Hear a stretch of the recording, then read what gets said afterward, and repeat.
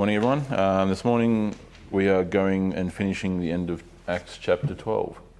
So the verses 20 to the end there in verse 25. I'll read the passage, then we'll pray and then commence our study from there. So Acts chapter 12, verses 20 to 25. Now Herod was angry with the people of Tyre and Sidon, and they came to him with one accord. Having persuaded Blastus, the king's chamberlain, they asked for peace, because their country depended on the king's country for food. On the appointed day, Herod put on his royal robes, took his seat upon the throne, and delivered an oration to them. And the people were shouting, "The voice of a god and not of a man." Immediately an angel of the Lord struck him down, because he did not give God the glory. And he was eaten by worms and breathed his last. But the word of God increased and multiplied. And Barnabas and Saul returned from Jerusalem when they had completed their service, bringing with them John, whose other name was Mark. Let us pray. Blessed Lord, who caused all holy scriptures to be written for our learning, grant us so to hear them, to read them, to mark them, to learn them, and to inwardly digest them, in order that we may embrace and ever hold fast to the blessed hope in Jesus Christ. Amen. So, a short passage, or comparatively short passage, with some fascinating historical detail. We will be obviously going through what's accounted for us here by Luke historically. We'll be cross-referencing another first century historian, namely Josephus, who himself writes of this event historically. And then we'll be tying it all together with just some of the broader kind of meta-narrative points of what we've seen throughout this vivid chapter. So, let's begin in verse 20. Now he was very angry, he referring to the king, Herod Agrippa. He was very angry with the people of Tyre and Sidon, and with one accord they came to him, and having won over Blastus, the king's chamberlain, they were asking for peace, but because their country was fed by the king's country. So, he is angry, King Herod Agrippa, obviously by virtue of what had happened in the previous verses, what we ended with the last lesson, with the escape of Peter, with that being discovered, with Herod's enragement at the guards, at the sentries, and obviously they're then put to death and they're executed. And then it finishes, that verse 19, if you have looked there, it finishes by saying, then he, in reference to the King Agrippa, then he went down from Judea to Caesarea, that is to say Caesarea Maritima, not Philippi, Caesarea Maritima, and was spending time there. Presumably, of course, because of what then comes in the beginning of verse 20, him being angry with the people of Tyre and Sidon. Now, what this is specifically referencing, we're not sure. Obviously, people in the first century or in connection to the first century would have understood perhaps what this was referencing specifically. It's entirely possible that by Luke's accounting of the king being angry with the people of Tyre and Sidon, that could very easily be understood to be Herod Agrippa unleashing his anger on the people of Tyre and Sidon without them having done anything in particular. We do have on account that fits in with what's going on here. You'll see the rest of verse 20 kind of give us a bit of a better historical insight. So his being in Caesarea, right, which is obviously near, it's on the Phoenician coast. We've examined where Caesarea Maritima is before on maps and whatnot. And so the Phoenician or the northern Canaanite cities of Tyre and Sidon are not, they're up along the same Phoenician coast as Caesarea Maritima, which served as, as a form of kind of capital of that part of beyond Judea and up beyond Samaria and whatnot. They were subject to his authority? Hegemonically. They were technically in a different country, but again, keep in mind at this point that Herod Agrippa, as basically, the last meaningful Herodian king, Rome rules over all of this at this point, resolutely. So that time, as we've been going through church history classes for those who have been there, the Herodian Tetrarchy. So after King Herod the Great in the late, the end of the 1st century BC, it then splits among his 3 sons and his sister, and that's kind of, again, still under the overall authority of Rome, but it's still territorially, there's some authority territorially. After that Tetrarchy ends, as those kings progressively die, as well as his sister, it then all becomes just Roman territory. So here, King Herod Agrippa, over a relatively unified Judea, I'm summarising a lot of history, obviously, but on paper, Caesarea Maritima was under a different country or land, like jurisdictional border, but at this point, Rome has all of it. Okay, they have Judea, they have the whole box and dice. Herod Agrippa I was very, very familiar with the imperial household and everything else in between, and was heavy defender of Rome. That could also be informing the issue here. Like if we keep reading this, will hopefully give us a bit more historical insight, especially with what we cross-reference. With one accord, the people of Tyre and Sidon, they came to him, and having won over Blastus, the king's chamberlain, they were asking for peace because their country was fed by the king's country, right? So that's what I'm talking about, jurisdictional borders, Caesarea Maritima, and then also beyond that, though, to Tyre and Sidon, there's other major cities, Acre, so on and so forth, had a heavy dependence on Judean grain and other such food sources. The way that they, again, it's not the point here. So this is so Luke is kind of not glossing over, but he's choosing which historical details to account without this story going on forever.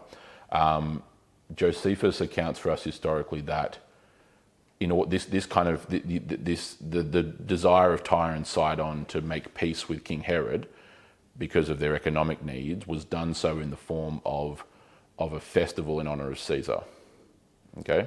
So held at Caesarea Maritima, the people of the Phoenician coast hold a major festival in honor of Caesar, who at this point is the Emperor Claudius, who Herod Agrippa is very familiar with, relatively speaking. And so they hold a festival in honor of Caesar, which Agrippa would be all for and approving of and everything else for personal reasons, political reasons, everything else. And so there's a big honor.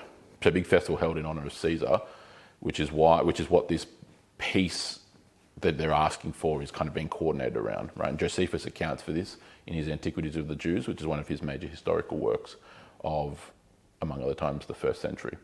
So that then is what, if you have a look there in verse 21, it'll say at the beginning of verse 21, and on the appointed day, right? So that's what this appointed day logically is referring to, the day of this festival, in honor of Caesar in Rome, that the Jews and everyone else in Caesarea Maritima were having in honor of Caesar. What the specifics of, as I said earlier, the him being very angry with the people of Tyre and Sidon is just as likely to be Herod Agrippa unleashing his rage and fury on the people of Tyre and Sidon because of what had happened with Peter and everything else. Does that make sense? They convinced Blastus, who was the king's chamberlain in Caesarea Maritima, to have this festival in honor of Caesar in the city. Okay, so that's what's being referred to about the whole, where's the wording? And having won over Blastus, the king's chamberlain, they were asking for peace, and so that's the occasion that he's here for, right? And this appointed day is in reference to this, Caesarean festival, basically. Okay. So in verse 21, on the appointed day, regarding this festival in honor of the Roman emperor, Herod, having put on his royal apparel and sitting on the judgment seat, began delivering an address to them. Interesting wording choice. Here Luke is recounting Herod's, overt intentions. Josephus kind of fills in some of the details for us on the specifics. So this robe that Herod adorned was this bright silver robe with like gold gilding, and it had this this obviously had this massive kind of shine to it, especially like out in the sunlight, to the point where it would be like reflecting great light from this robe that he was wearing. We kind of go through, right, and we get some. This is why the comparison of the histories is really, really important, of seeing when we can actually draw from other historical sources that are then also giving us the same accounting of the same kind of story, right? The reason why they began, you'll see that in verse 21, he begins delivering an address to them. So like a speech, obviously highly focused on him, and a speech, and he'd be doing all the political theatre that we're all accustomed to these days, of giving great oration about how great Caesar is and how good the Roman rulership is for the Jews, and everything else that you can possibly, every other form of bootlicking you can possibly imagine. And it says, though, that the assembly then kept crying out, in verse 22, the voice of a God and not of a man. The people, being superstitious as they were, and that the Jews were no exception from that at this time, certainly. Josephus accounts for us the fact that because of this silver robe and the bright shine, like a shining light reflecting off of it, it was like light. It was almost like this halo effect, if you can kind of imagine it, right? Like a bright light shining off a mirror or something. And the people start exclaiming, as per Josephus filling in the details, that this was like a divine apparition on the part of like Herod. And so they try to start worshipping him as a god. Okay, based on the appearance of this bright silver robe that was reflecting light around him, because this is pretty much where the people in Judea and surrounding areas are up to in the first century. It does not take it doesn't take a rocket scientist to figure out why great judgment befell them and Jerusalem was destroyed. It's no doubt as to why Christ, prior to the Olivet Discourse, after he's cleansed the temple and so on and so forth, condemns Jerusalem, condemns the temple, condemns the whole system. Jerusalem, Jerusalem, the city that kills the prophets that are sent to it. He pronounces great woe, that is to say condemnation, upon them, that all the righteous blood from Abel all the way down to Zechariah, as well as to those first century Christians, he also points out the people he would send there in Matthew 23, will fall down upon their heads, because this is exactly this the level of rebellion, the level of apostasy, the level of evil that they've reached by this point is simply beyond the pale. And so they worship him as a god, right? The voice of a god, not of a man. If I'm not mistaken, Josephus, in his history, Antiquities of the Jews, accounts some people bowing down. I would need to go back and check specifically, but I'm relatively certain that he accounts for that. So it's not like just like a couple of people, like the audience or the crowd before him at this festival, when the whole city would have been gathered, obviously.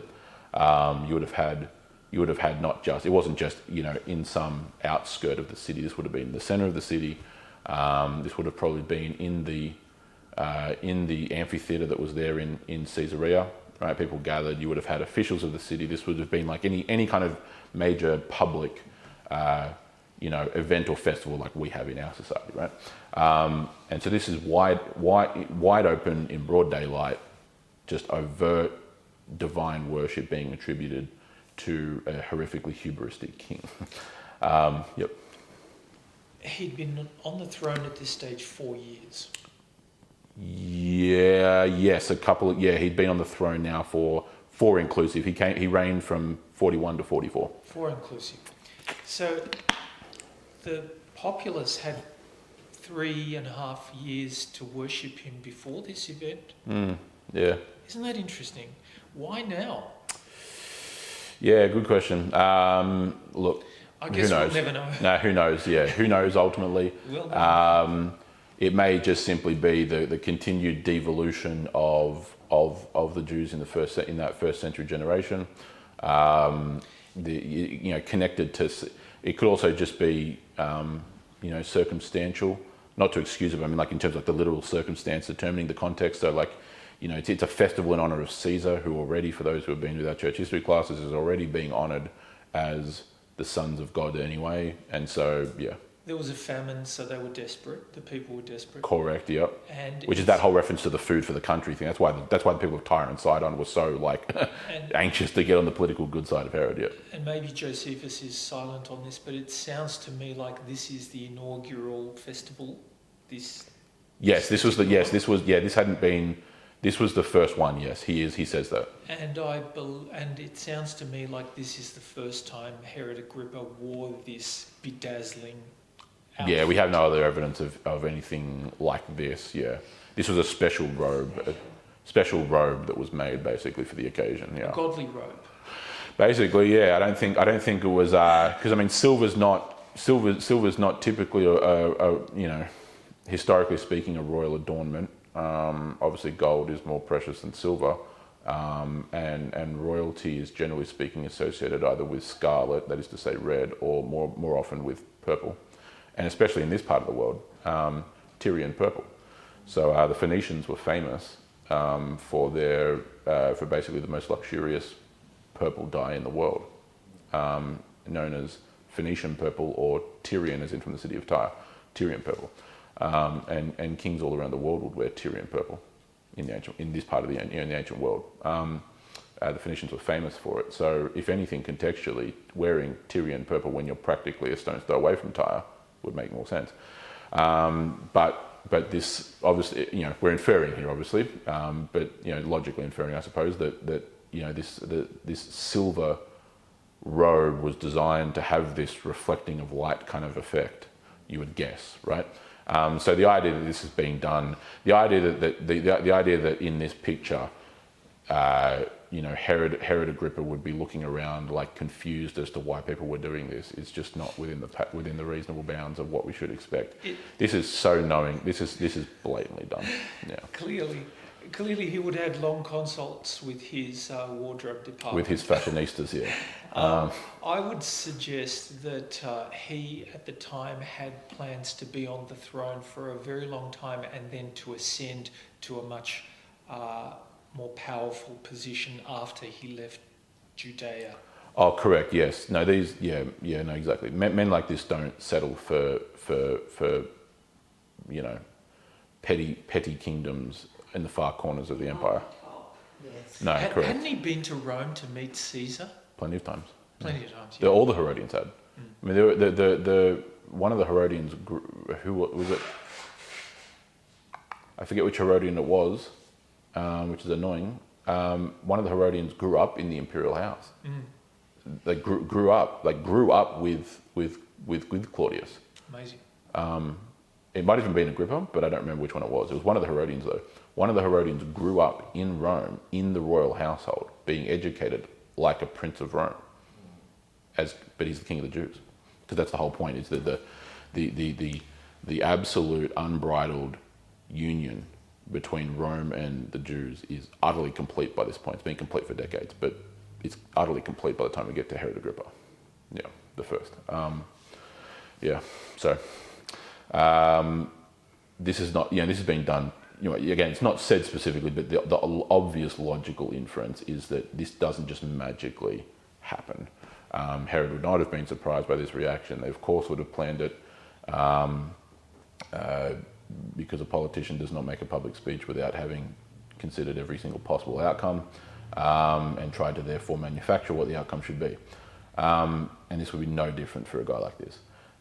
So them bowing down and honouring him and worshipping him as a god, not a man, so not as a mere mortal. For starters, shows you how Roman in their thinking the people are, because this is tantamount to the same kind of honouring that the emperor gets anyway.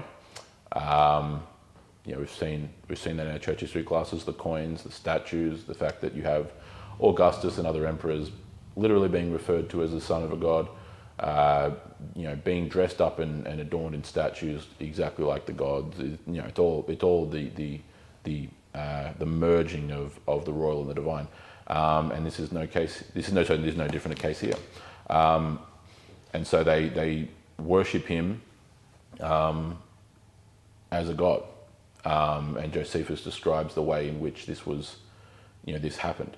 I'll read, if I can find here, I'll read to exactly what Josephus says and gives you some of the accounting there, so that you can at least hear what Josephus accounts in his Antiquities of the Jews.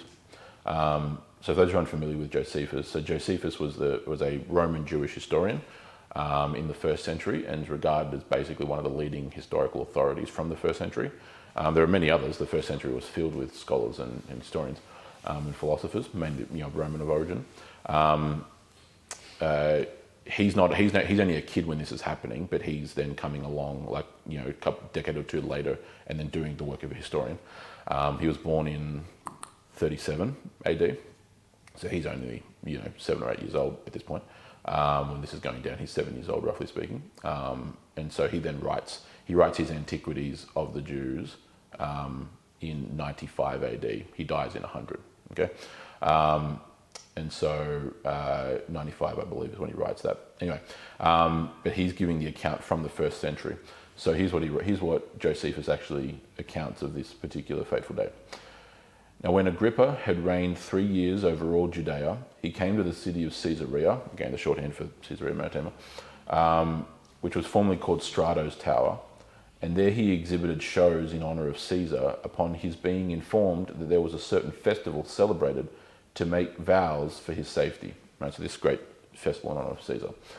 At which festival a great multitude was gathered together for the principal persons, right, so the most important people of the city, and such were of dignity, and such as were of dignity throughout his province.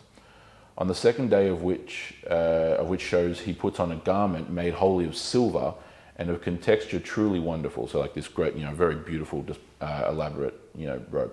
And he came into the theatre. This is the Roman theatre that I referenced earlier. In the morning, at which time the silver of his garment, being illuminated by the fresh reflection of the sun's rays upon it, shone out in a surprising manner. Right, so this light reflecting, and was so resplendent as to spread a great horror over those who looked intently upon him. Right, so they're surprised. This whole superstitious, this must be a god type of reaction. Verse 1. And presently his flatterers cried out, one from one place and another, though it is not for his good, that he was a god, and that they added, "Be merciful to us, for although we have until now reverenced you only as a man, you shall henceforth be known as superior to mortal nature." And so again, this is the way biblical history works. The cynic who doesn't understand how history as a subject or as a literary form works will look at that and go, well, but Luke said that the voice of a god and not of a man, but here there's this elaborate, we only worship you as a man before, or honor you as a man before, but now we'll consider you more than more.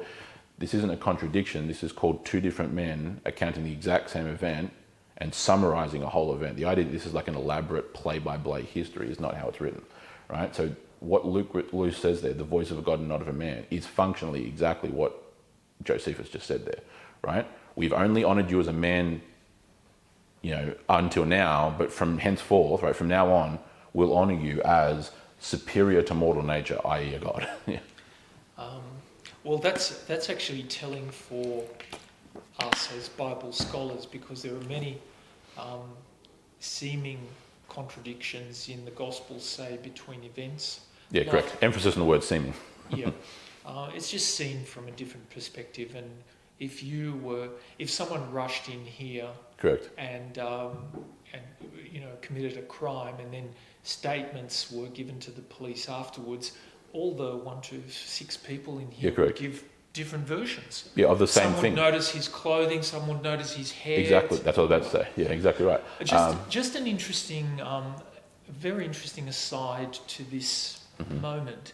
That theatre that Herod Agrippa was standing in, resplendent in his silver, there was a stone tablet unupturned after an earthquake, I believe. Yeah. And prior to that upturning of the tablet, historians doubted the existence of Pontius Pilate, Yeah, correct. referred to in the Gospels. Yeah, absolutely. There was no historical reference, there was no inscription, there was no... the records no had been archaeological data, lost. yeah. And lo and behold, here was a tablet that one of the builders of the theatre had repurposed. So they'd taken a tablet and made a seat out of it. Exactly. And after the earthquake, there it was with an inscription dedicated to Pontius Pilate. Yeah, correct, exactly right. And then that spurned on further archaeological research, and then they found Pontius Pilate's palace in Caesarea. That happens all the time. It's not. We would be here all day, and I would fall asleep recounting the amount of times in which Enlightenment era scholars, or people at least since the Enlightenment, have casted various unfounded doubts upon things that are clearly recorded in history, because I personally have not found the inscription that says such and such, of whatever particular arbitrary definition of evidence they would like, all for it to then be found, and just silence. No account, no retraction, no, oh, maybe I jumped the gun, nothing. It's happened so many times. Like the amount of time, all kinds of David, Solomon. It's how the pharaohs from which the Israelites were freed. Joseph, as in like not Joseph out of Arimathea, as in like Joseph, as in like Abraham, Isaac, Jacob, and Joseph, right? That Joseph, and then they find his palace up east of the Nile Delta, and then they find his tomb, and then they find an entire Egyptian effigy of a man with the skin tone of a Jew who has a multicolored coat, and the bones are missing from the tomb, which is to the letter exactly what the histories of the Jews accounts for in the Torah, in the Pentateuch rather. It's exactly what it says, and no one, it's like, oh, ridiculous, no, I just made up history, and then you find the evidence for it. We would be here all day listing the things that are exactly like that. Again, we've said before, I know it's a side point, the definition of the word that we translate into English as faith, which can also be translated as trust or belief, those are all synonymous in the Greek, at no point in its semantic domain, that is to say, what does this word mean, at no point assumes this idea of blind faith. You have the Gospels written specifically for the purpose of giving you the history of what occurred, so that you may know and therefore believe, i.e. trust, that what's being said about this person is actually legitimately true. You mentioned about there being differences in perspective of the details. That only bolsters the case for its historicity, right? For its historical veracity. Because if I got Matthew, Mark, Luke, and John, and they all said the exact same thing, this rather tells me that the four guys collaborated and came up with the same story. That's what it tells me, right? That's what happens in courts of law. When stories coincide, you scratch your head wondering. Correctly, you of all people would know with your legal background, you would know that full well. Exactly. Stories that read the exact same mean that people are reading from the same script.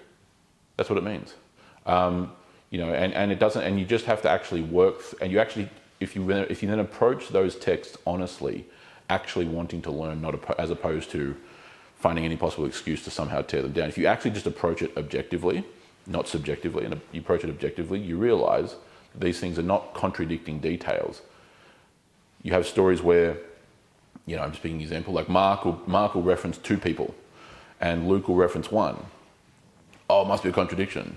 No, it just means that Luke has decided to focus on one of those guys, and then starts talking to you about the one guy. Mark mentions the more general detail of being two.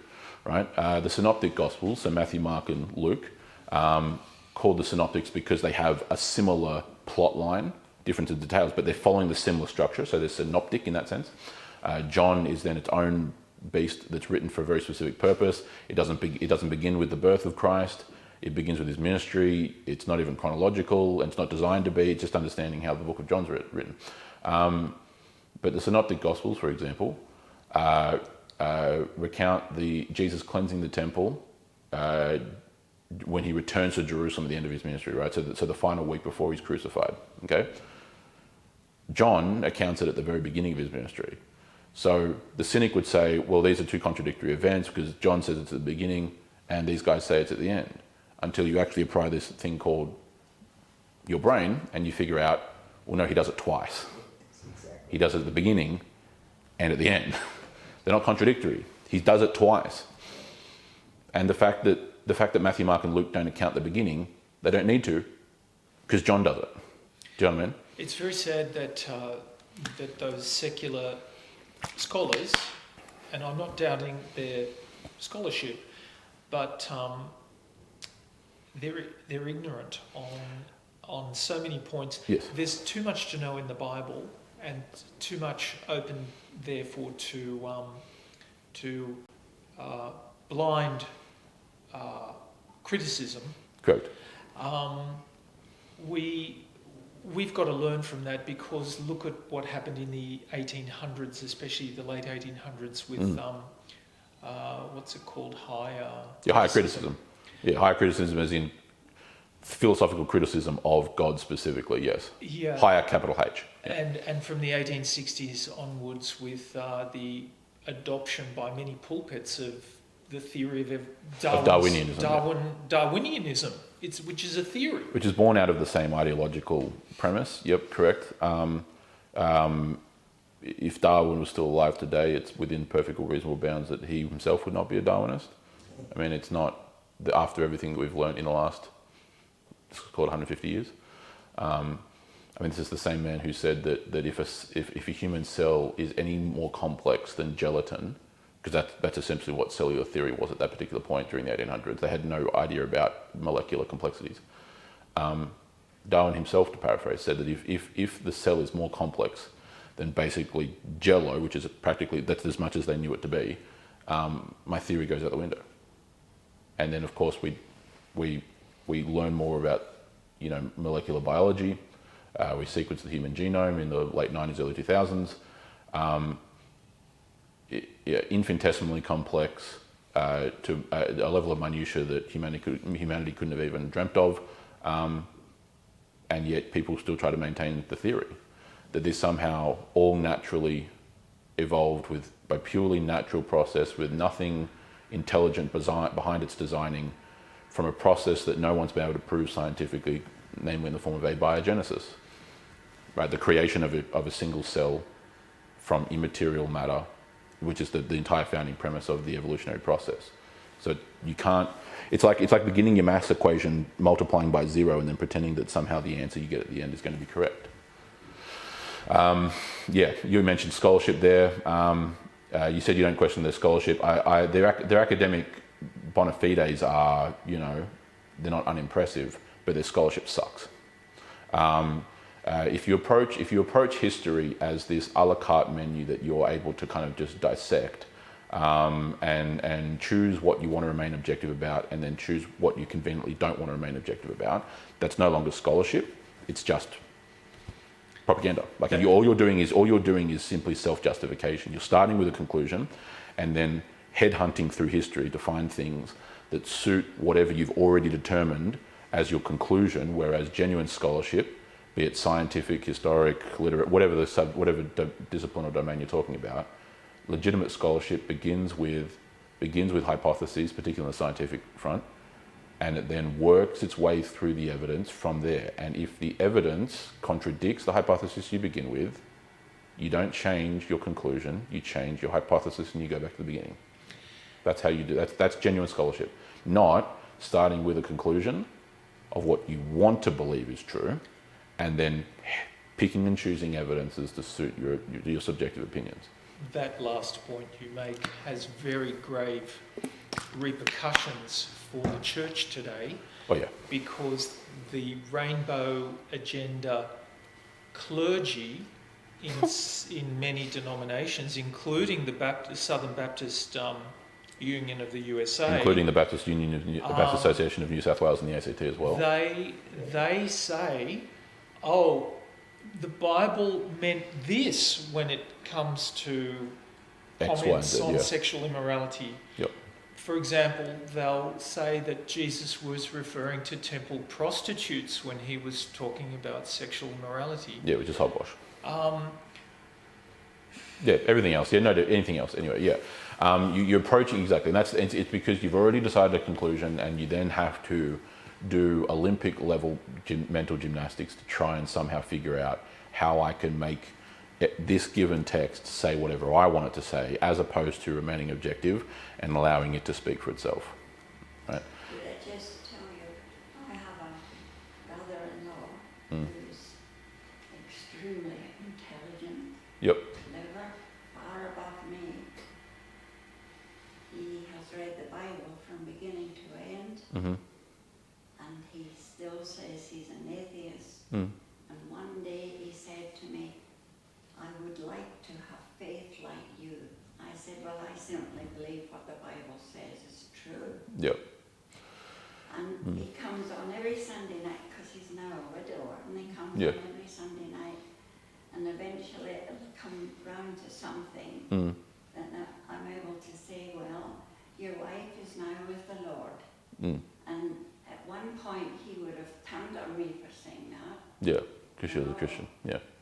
He's beginning to, and he's 93. That young. Yeah, that young. Yeah.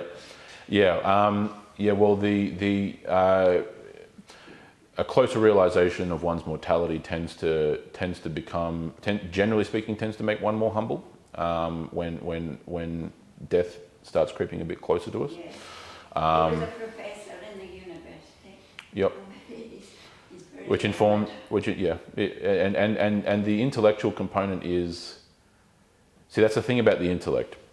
That's my whole point about the whole concept of this idea of blind faith that doesn't exist anywhere in here, and no one in the history of anyone who's ever believed this has posited that faith is to be like, I just shut up and blindly assume and blindly believe. That's not even close to what's been said. I mean, I mentioned the fact that the Gospel of John is written differently than the other synoptics, right? It's for a particular literary purpose, that's why. But John's thesis statement, essentially, of that Gospel, that he explains why he's written. He says, I've written these things, I'm paraphrasing, but I've written these things so that you may know that Jesus is the Christ. Like as in intellect, you may know that. So here's what happened historically, and from this you can know intellectually, not blindly believe. Like you can actually know that these details are true, you can examine them, you can see them, all these kinds of things. And obviously we've been before, right, in sermons and whatnot, the logical veracity of the evidence that we see in front of us regarding, say, the resurrection. And so that's why when it comes to things like intellect, it's not a question of evidences. Like obviously I've done academic work. I can't begin to describe how many encounters I've had with either my peers at my own level, or even all the way up to the PhD level of people who are, brilliant, like intellectually brilliant in the literal sense, right? And who demand more evidence. And so you show them evidence, and more evidence, and more evidence, and you give them more evidence than would be required to probably convict a man of murder. And it doesn't matter though, because the issue is not with them not having enough evidence to believe. That's the excuse that's levied. But you can lay out all the evidence, and people do that all the time, including PhD Christians and historians and theologians, philosophers, etc. And at the end of the day, it doesn't come down to how much evidence. The reality of the scenario is they do not want to believe it. They don't want to. They have made no room for the Bible telling them that unless the Spirit of God opened your understanding, they won't understand it anyway. Yeah, because there's no desire to. Yeah, and so because the implications of Christ rising from the dead is world altering in the literal sense, and on the more microscopic level, it alters their world. It alters anyone's world, right? If what you have here is true, as the historical record bears out, then that every person has to deal with that reality. That 2,000 years ago, God became man, dwelt among us, died on a cross to make the necessary judicial payment, the atonement for our sins, was buried, and then rose from the dead as like the proverbial stamp of approval on all that, right? If that happened, the idea that doesn't impact anyone is hilarious. Like it impacts every person, like as the reality of the world that we live in, right? It also then demands that this person, God, is to be honored, is to be followed. He says to follow him. He says to serve him. He all these things we've covered 1,000 times. that has implications for everyone. And if people do not want to do that, then you have to, by necessity, come up with a whole host of excuses and reasons as to why you don't want. You can be given everything. You can have the entire thing laid out. You can have all these things, all the things we mentioned earlier. Oh, well, Pontius Pilate must not have existed, and then evidence gets discovered. Oh, well, this person, and then evidence gets discovered. And then, oh, Solomon, just a made-up figure historically, and then this gets discovered. Like 1,000 different excuses, right, of all these kind of things.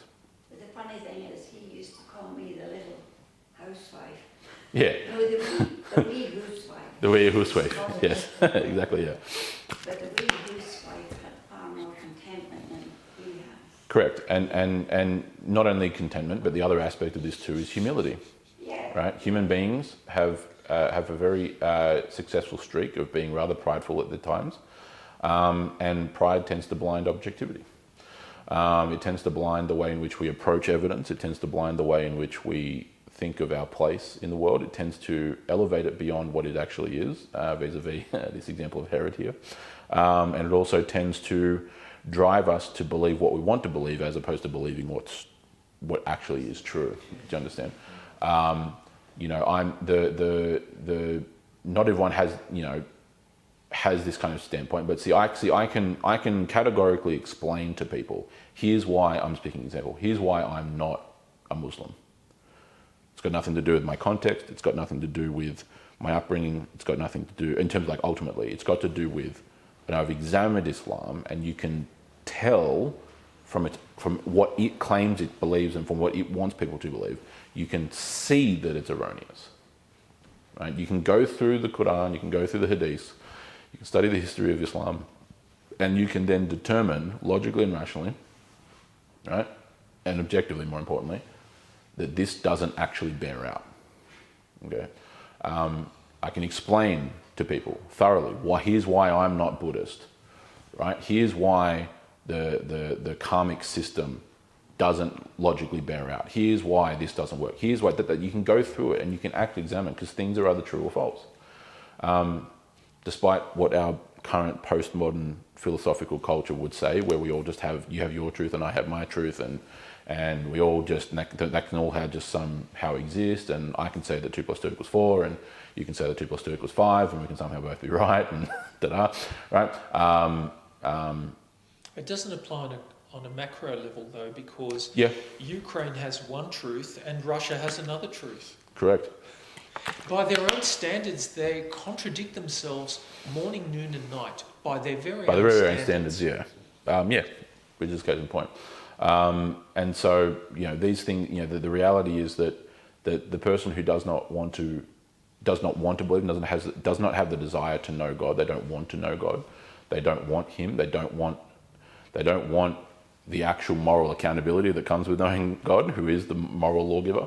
Well, it doesn't take a rocket scientist to figure out why they reject Him, because it requires moral accountability. But the thing you have to know is the Word of God if you're going to speak to people. Yeah, correct. Like you're mentioning. Exactly right. You yeah. can.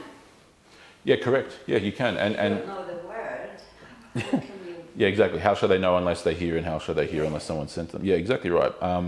And this is in the realm of what we call apologetics. So, to make an apology doesn't mean saying sorry. Apology is in from the Greek word, which means to mount a defense or to make an argument. That's why the work of apologetics is really important, because it's not.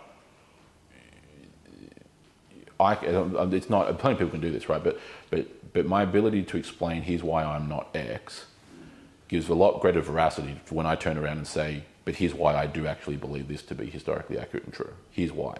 And going through that, because I'm not just approaching it from purely subjective a perspective. I have actually examined Islam with all due respect, a lot more thorough detail than the bulk of the most Muslims, right? Because I've done it on an academic level, and it's not, I've had multiple conversations along those kinds of lines where I'm talking to a Muslim who takes it seriously, and we just reach a juncture where I'm able to provide a thorough answer for the veracity of the Bible, and they're on their side simply not. We eventually just reach a point where a question gets levied, and there's only silence to be had, because the only alternative would be just lie. And they don't. because that's what it is. Like, I've had that experience where if this was incorrect, and just say, for example, we're talking about the Islamic example, and the Quran was the actual, legitimate revelation of God, and it was all true and da-da-da-da, that wouldn't happen. It would be the opposite way. I'd be the one stuck with these contradictions, or stuck with these, significant gaps in the whole storyline, et cetera, et cetera. I'd be the one stuck with it. And they'd be the ones who'd constantly have an answer. But that's not what happens. And it's got nothing to do with my rhetorical ability, because I've talked with people who are better rhetoricians than I am. It's got to do with the actual fundamental realities of what's true and what's not true. Yeah, exactly. And what's true and what's not true. Yeah. So let's finish this in Acts here. This last bits of detail. So after they've worshipped and honoured his God, here's what verse 23 says. And immediately an angel of the Lord struck him, because he did not give God the glory, and he was eaten by worms and breathed his last. Now again, you have to understand how histories as a genre in the scriptures are written. This is not, this is it's not even 5 verses. This story is really 3 verses, 20 to 23. And it's practically a glorified paragraph. It's not designed to give you plenary detail. Plenary is in meaning all of it. So what Josephus, as a historian, also accounts, which is not contradictory, it's simply expanding in the actual fullness of the detail. Here's what he writes about this. Okay, and I'll read from Josephus, his Antiquities of the Jews, chapter 19, specifically. So, upon this, as in the people worshipping Herod Agrippa as a god, upon this, the king did neither rebuke them nor reject their impious flattery. Okay, so he welcomed it, right? Because he would have been expecting it. He accepted it because he would have been expecting it, because this was all part of the plan, right? This wasn't just a coincidence, okay? This was designed. He went into this knowing full well that this was the result, or this was the reaction that he was conjuring, basically. He was designing through this political theatre, right? And so he doesn't rebuke them, because that's exactly what he and his people had planned for. But as he presently afterwards looked up, he saw an owl sitting on a certain rope above his head, and immediately understood this bird was the messenger of ill tidings. Now, the reason why that would be, again, assuming the detail here, let's just run with it. To people of the first century, and beyond the first century, but in Greco-Roman culture, owls were, in one sense, a symbol of wisdom. So owls were associated with the goddess Athena, right? So the patron goddess of Athens. But moreover, owls more broadly, especially around the empire, other parts that weren't Athens, were associated as a bad omen. Okay, so again, all the superstitious element, not that owls are actually legitimately a symbol of something calamitous going to happen, right? But to the people, especially in ancient times, superstitious as they were, owls were a bad omen. They were not a good one. That's why Josephus says, and immediately understood that this bird was the messenger of ill tidings, as in ill tidings, like bad things, and at once being and it had once been the messenger of good tidings to him, and fell into the deepest sorrow. A severe pain arose in his belly. Again, Luke's referencing of that is an angel of the Lord striking him, and then him being eaten by worms and breathing his last.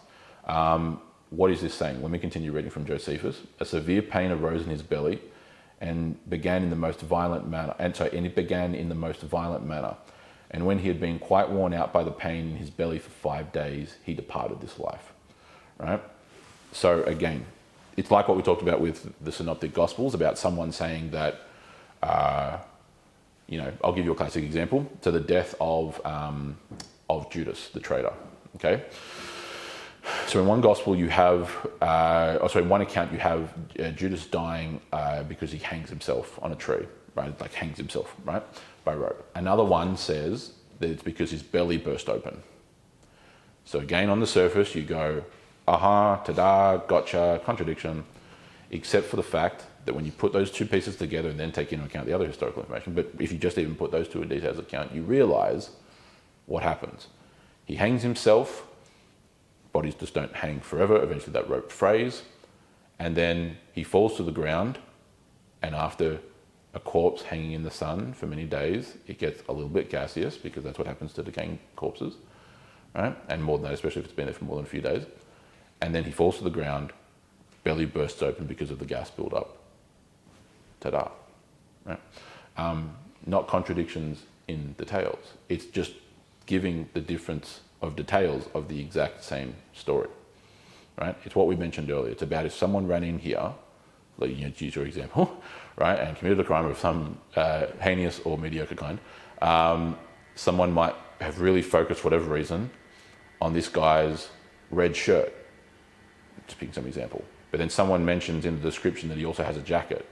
So if I said that he had if I said he was wearing a blue jacket, and you say he was wearing a red shirt, but you don't mention the jacket, are we lying? No, we're not lying. I'm the one who mentions that he's wearing a shirt and a jacket. You're the one who mentions he's wearing it. No one's lying here.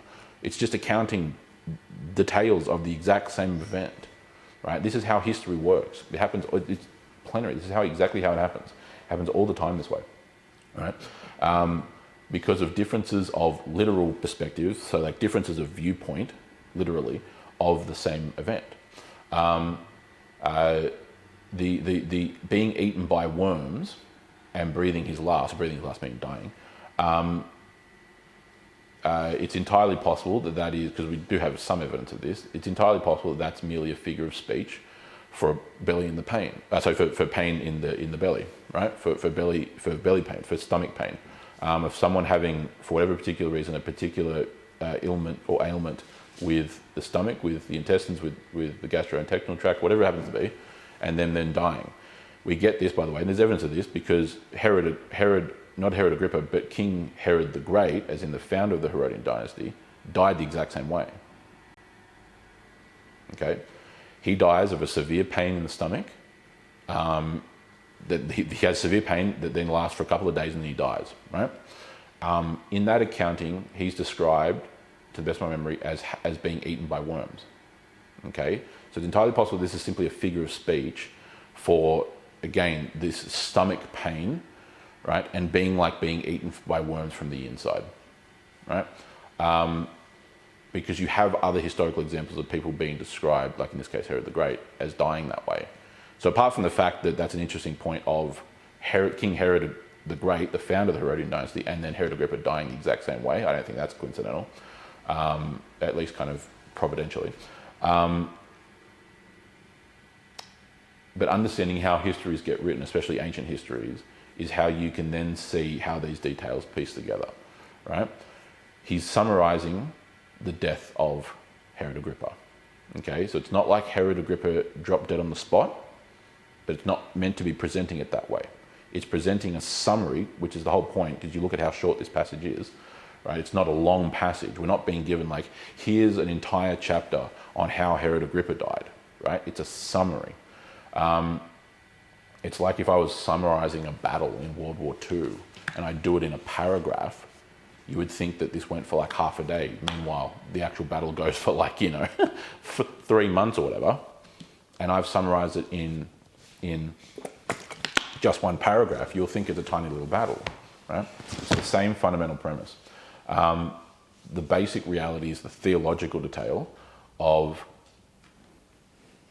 Herod Agrippa orchestrates this entire event of political theatre to end up being honoured and worshipped as a god, to bolster his own political standing, for pride, for hubris and everything else in between. And the arrogance, the pride, the hubris is grossly immoral, is evil, is wicked, and is then brought justice by God. Yeah? Those adjectives you just applied to the Herod dynasty surely applied to the Caesars. Oh, absolutely, categorically, yep. But I've got to say that the Lord dealt rather severely with the Herod dynasty compared to the Caesars, for example. Absolutely, categorically, yes. And that'll become particularly more apparent in our church history classes now that we're going to be starting on the Jewish-Roman War and the fall of Jerusalem. Where God wields the Romans as his instrument, as his weapon, like he did the Babylonians, even though they were pagan, they themselves were evil. like he did with the Assyrians, even though they were pagan and conducted great evils. Like he did the Persians, who in their own right didn't do any specific evil to the Jews, but engaged in horrific practices themselves, all kinds of things like that. Of that, we're going to have the case study of exactly that. Yeah, the Caesars are one thing, but the Caesars behave exactly as you would expect the Romans to behave. There's nothing shocking. There's nothing surprising. They act and behave and live commensurately with how ancient Roman pagans would logically be expected to live. It doesn't justify it, doesn't excuse it, but it's nothing. There's nothing confusing about it. Is what I'm trying to say. Here, this is, and I referenced this, in week 2 or whatever it was, I think, of our church history classes. This is the utter moral and political corruption of the Jews in the first century, where the people who were meant to be the people of God, who were meant to be separate and distinct from the great evils or moral failings of those around them, here are in full consort with the Romans, absolute political unity, virtually complete cultural unity, all these various things, and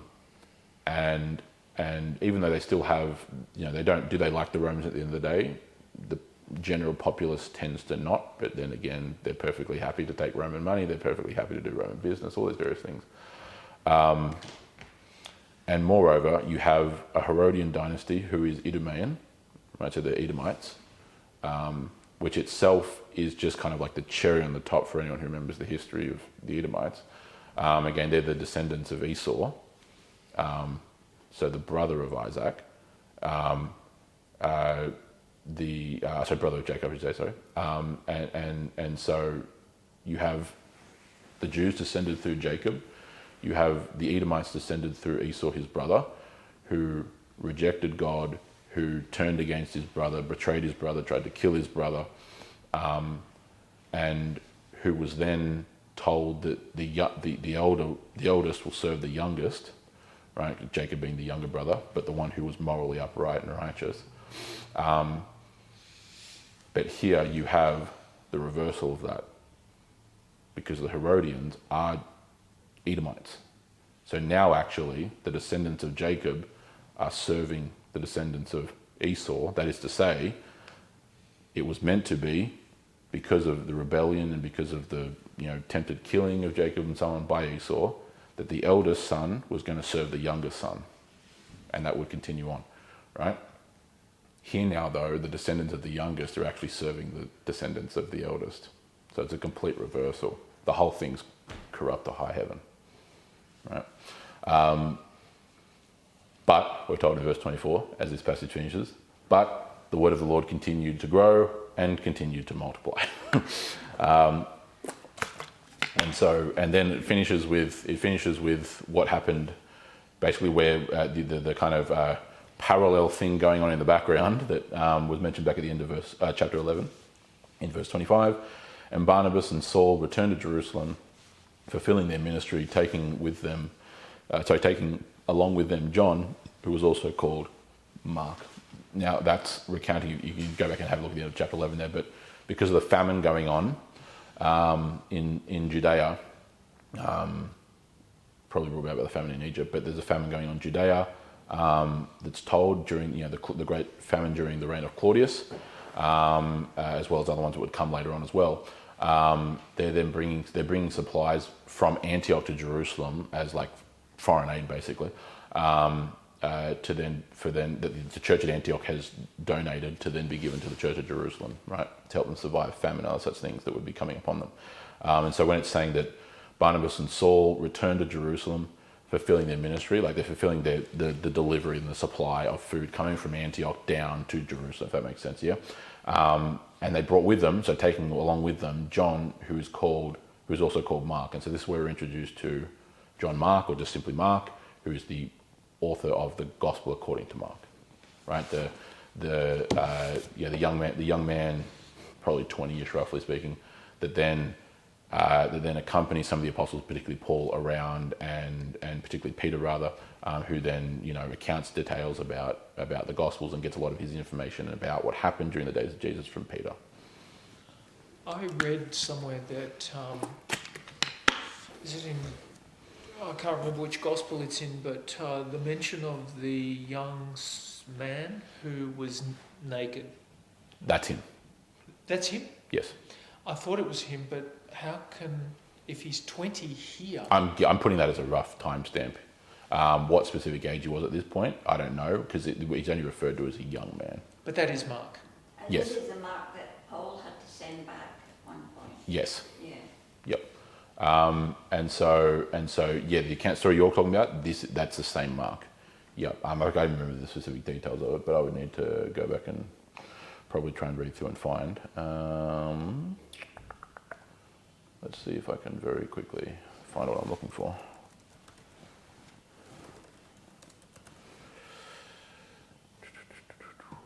Okay. Oh, trip.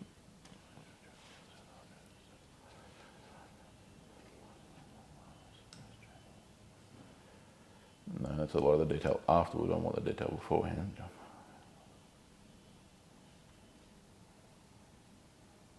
Yeah, so like the detail, yes, okay, so this is what I'm looking for. So yes, the part of the evidence for his author, it's only part of it obviously, but because there's other parts, apart from the fact that Peter essentially says that in his epistle that it was Mark.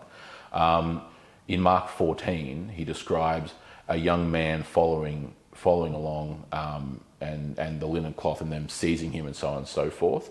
This has been widely understood based on like the historical data to him being referring to himself.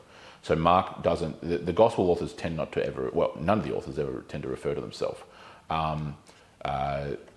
Partly as a fact that they're not the focus of the story. So anytime that they end up coming up in a particular storyline, they don't reference themselves by name. That's not uncommon, that happens at multiple points. There are times where Peter does that, there are times where, if I'm not mistaken, Paul does that. And I think perhaps even John, but John don't quote me on that. I think he does, yeah. The disciple whom Jesus loved. Yeah, that's it. There we go. Yeah, so I was on the right track. So like they don't refer to themselves. They don't self-reference. Generally speaking, as a point of humility, but more by virtue of the fact that, from the extension of that, they're not the focus. They don't want them to become the predominant part of the story or predominant focus.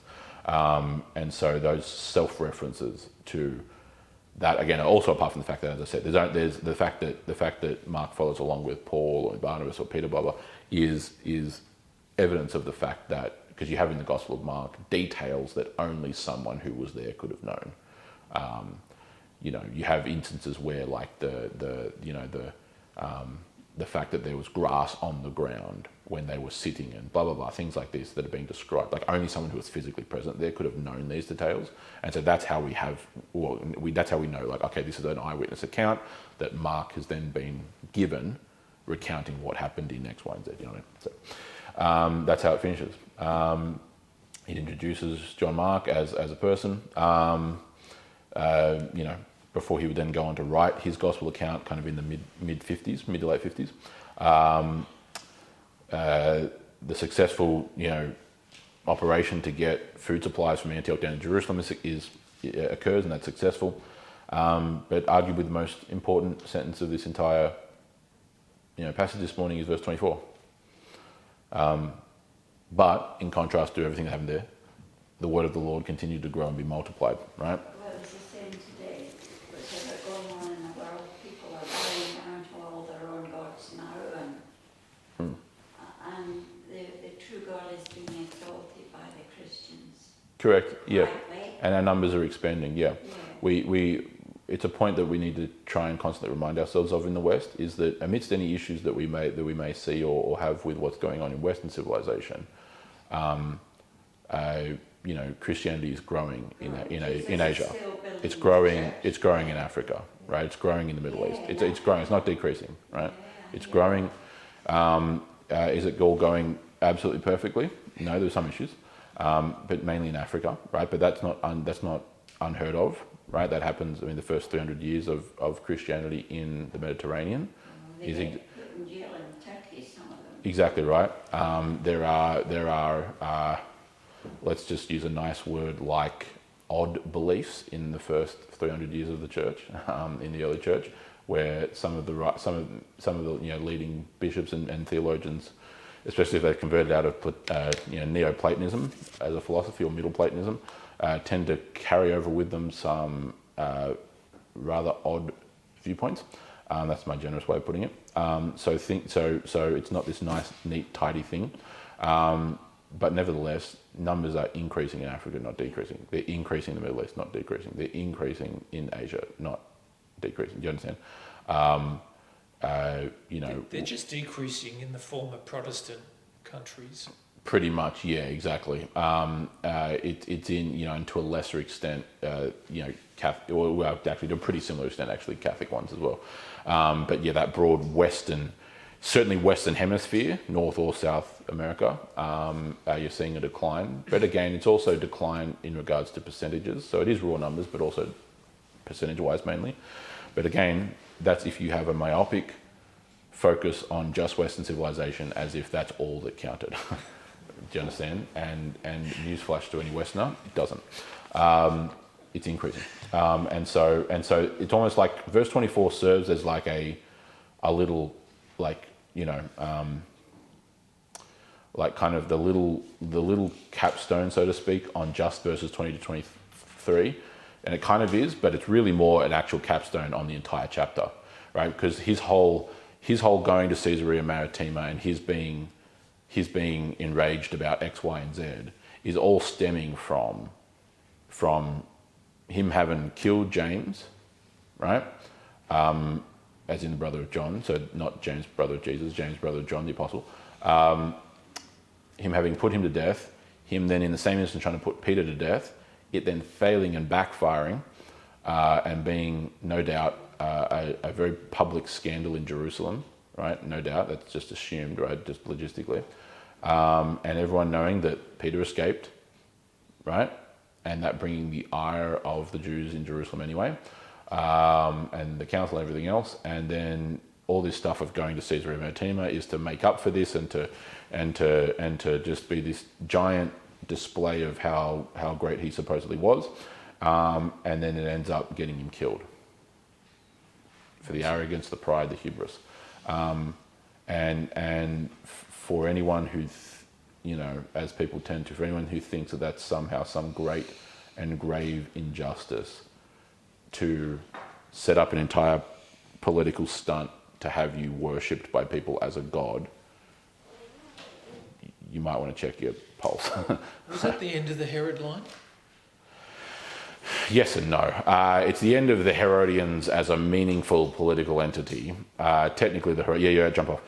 Technically, the Herodians do continue through. Talking. Yeah, you're right. Have a good day. Technically, the Herodians do continue on paper. Because he had children. Oh, yeah. The Herodians continue on, but they're utterly meaningless. This is the last meaningful Herodian ruler, right? After Herod dies here, so now in AD 44, Rome is pretty much like entirely in control of Judea and anything else surrounding. There are other puppet rulers that pop up, but the name kind of suggests what it is. But this is the last meaningful Herodian ruler. Yeah. And so yes, it's basically by the time you then get to the Jewish-Roman War of what it pretty much mainly is 60 to 70 AD. 66 to 70, I should say. Technically, it trails off into 73, but that's just the cleanup effort. It's really like 66 to 70. By that point, it's basically this smorgasbord of divisional factions, the Pharisees and the Sadducees, the Zealots. It's a bunch of just this smorgasbord of groups that couldn't coordinate a picnic. The seeds of which were planted at this time. Oh yeah, well they'd already been planted, but yeah. Particularly this time, yeah. So yeah, anyway. It's amazing. That'll become real. Oh, exactly. Yeah, it's not. It's the disintegration of. It's disintegrating. It's the utter rebelliousness. Utter disintegration into just absolute blindingly obvious rebellion and just wanton wanton rejection of the moral standards of God, wanton rejection of his worship, just blindly, overtly, obviously. All the while, though, not when I say blindly and obviously, I mean like when actually analysed objectively, not as far as they were concerned. As far as they were concerned, they were honky dory. Like it's hilarious, and also kind of terrifying in one sense, I suppose, because they think they're going great. Do you know what I mean? It's just like you just look back and you just look back at it and go, "Oh, this is a joke." Like it's not.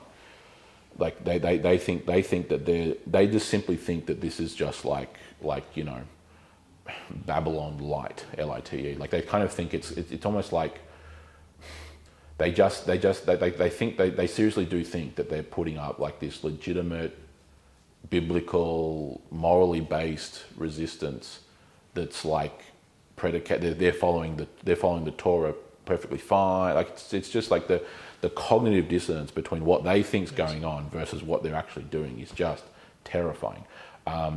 They're wickedly corrupt and just evidentially, like when you just read the record of history, not even from just like the biblical perspective, but the Romans perspective. I mean, Josephus kind of, especially after, because basically the way that we get Josephus's histories of things is Josephus actually begins the Jewish-Roman War fighting for the Jews.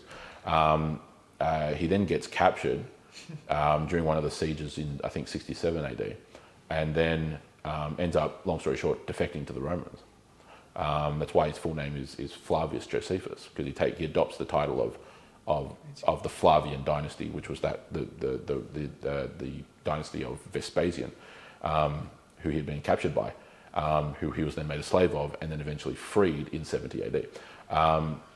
And so he fully defects to the Roman side, and so it's from all kinds of perspective. It's from the first century Christian Jewish perspective, so the Jews who became Christians, which is what we're getting here, obviously. It's from the Roman perspective, so their enemies, and even those who flip sides, like Josephus. So also, it's just like it's not. You can read all the details of what's going on in the scenario from different perspectives. So it's not like it's just like this one slanted, biased perspective. Like you've got multiple perspectives of what's going on. But I think the big point here to be drawn and to finish on this, you have all of these things. You have this blatant act of injustice, a blatant act of tyranny, the unjust imprisonment, the unjust execution of people who had not committed any crime by their own laws, the own laws of Jerusalem in that day. You then had, God, well within the realms of his power, miraculously saving one of them, which provides for us multiple lessons, but perhaps the arch one of which is that it was both God's will that Peter should be freed and that James should die. And that sometimes gets lost. Why did God save Peter and not James? For his purposes. It was James's time to die. We often think, when we tend to think of why did God save this person but not that person, we tend to almost frame it like this person lived and then they just kept living forever, as if they didn't eventually die later. Do you know what I mean? No, it's because Peter would then eventually go to Rome and he would be crucified in Rome. So he died a martyr like James did, just later on. Where he'd be taunted by the Romans in that case and was crucified upside down as like a mockery of Christ. We're not told that in the scripture, are we? But No, I'm saying according to historical accounting throughout church tradition. No, none of the apostles, other than... No, it's a believable account because we've got the church fathers. Exactly what I'm saying. The church fathers and the church historians account for us the death of the different apostles, all but John, as in the author of the Gospel of John and the three epistles and the accounter of the book of Revelation. All of them are martyred. Thomas goes over to... he migrates over to India, where he's eventually speared to death. After having established a Christian church there, though, other ones are beheaded, other ones are drowned, other ones, Bartholomew gets skinned alive, etc., etc. They're all put to death. There is a church in Rome, I think, called the Church of Peter in Chains. Yeah, yeah, exactly. There is, yeah, and Peter gets crucified in Rome itself. after having, done X amount of ministry there in the Church of Rome, et cetera, et cetera. Obviously, Paul dies as well. It's only John who, for God's purposes, and that's not without wanting. They tried to